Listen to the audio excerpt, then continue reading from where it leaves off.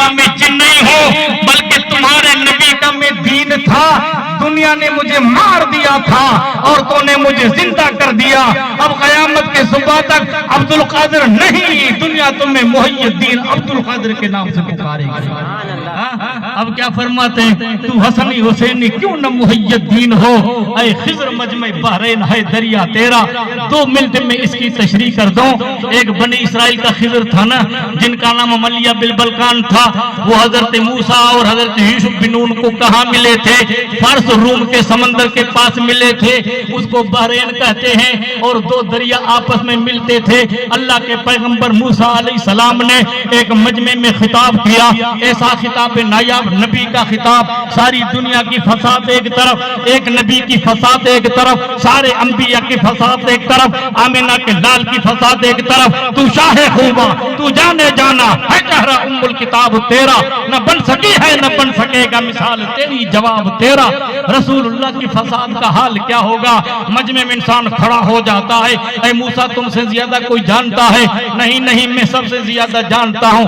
اللہ کو یہ بات پسند آئی، حضرت موسیٰ کو کہا کہ موسیٰ علم میری طرف منسوب کرنا چاہیے، اب جب تو نے یہ کہا کہ میں سب سے زیادہ جانتا ہوں، جا ایک میرا بندہ ہے جس کا نام خضر ہے وہ تجھ سے زیادہ جانتا ہے۔ اے مولا میں چلوں کیسے؟ اللہ نے نشانی بتائی، جب وہاں پہنچے اس بندے کو پایا جس کو خضر بنی اسرائیلی کہتے تھے، جس کا ذکر قرآن میں نے آیت پڑھی نا، پا لیا دونوں نے اللہ کے بندوں میں ایک بندے کو، جس کو ہم نے علم بھی عطا فرمایا تھا مخصوص، رحمت بھی ہم نے مخصوص عطا فرمائی تھی۔ علم تو ہر کسی کو ملتا ہے، ان بندوں کو علم جو ملتا ہے علم لدنی ہے، نہ کتابوں سے نہ کالج کے در سے ہوتا ہے پیدا، دین ہوتا یہ بزرگوں کی نظر سے پیدا۔ امام اہل سنت کو پوچھیں، وہ بنی اسرائیلی خضر تھا جو مجمع البحرین ظاہری 2 سمندر کے سنگم کے پاس ملا تھا۔ رسول اللہ کی امت میں کوئی مجمع البحرین خضر محمدی ہے تو فرماتے ہاں، 2 سمندر، ایک طہارت کا سمندر، ایک ولایت کا سمندر۔ طہارت کے سمندر کو ابو صالح کہے، ولایت کے سمندر کو ابو صالح کہے، طہارت کے سمندر کو فاطمہ ام الخیر کہے۔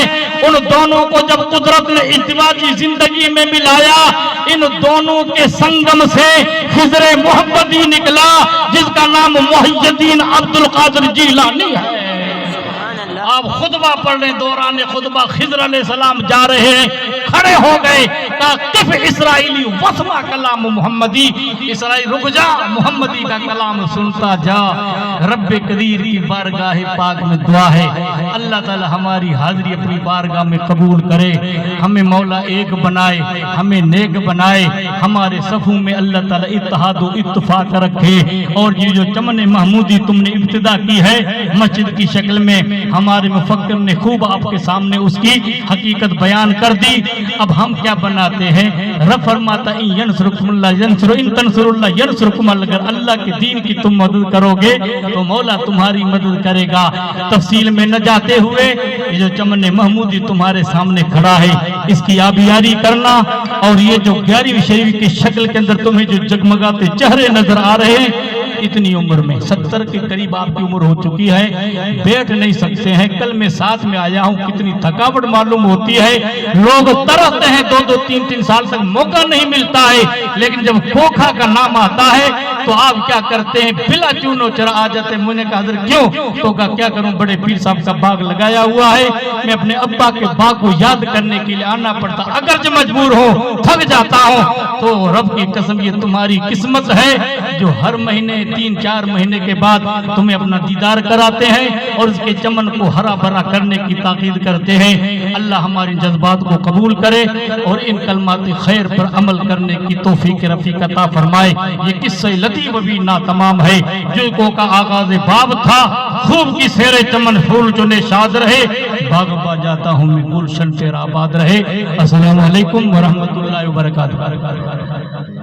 ہاں 16,18,000 لکھے جا چکے ہیں، باقی جس کو کار خیر کے اندر حصہ لینا ہے وہ کار خیر کا حصہ لے کر ثواب دارین حاصل کریں۔ السلام علیکم ورحمۃ اللہ وبرکاتہ۔